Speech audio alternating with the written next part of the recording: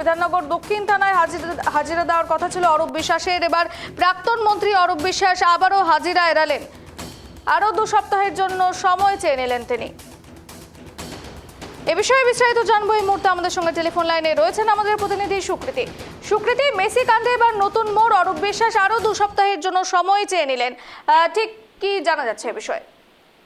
দেখো, মেসি কাণ্ডে হাজিরা এড়াচ্ছেন অরূপ বিশ্বাস। বিধাননগর দক্ষিণ থানায় 5 তারিখ হাজিরার যে নির্দেশের কথা তাকে বলা হয়েছিল, শারীরিক অসুস্থতার কারণ দেখিয়ে আরো 2 সপ্তাহ সময় চেয়ে নিলেন অরূপ বিশ্বাস, এমনটাই পুলিশ সূত্রের খবর। প্রধানত তুমি জানবে যে কিছুদিন আগেই অরূপ বিশ্বাসের এগেনস্টে এই যে মূল প্রোগ্রাম ছিল, সেই মূল প্রোগ্রামের আয়োজক শতদ্রু দত্ত তার বিরুদ্ধে একটি কমপ্লেন করেছিলেন এবং একাধিক জামিন অযোগ্য ধারায়, তোলাবাজি সহ বিভিন্ন ধারায় তার বিরুদ্ধে কিন্তু একটি এফআইআর করা হয়। সেই পরিপ্রেক্ষিতে বিধাননগর দক্ষিণ থানা তাকে তলব করেছিল। এবার শারীরিক অসুস্থতার কারণ দেখিয়ে সেই তলব তিনি এড়াচ্ছেন, এমনটাই সূত্র মারফত খবর।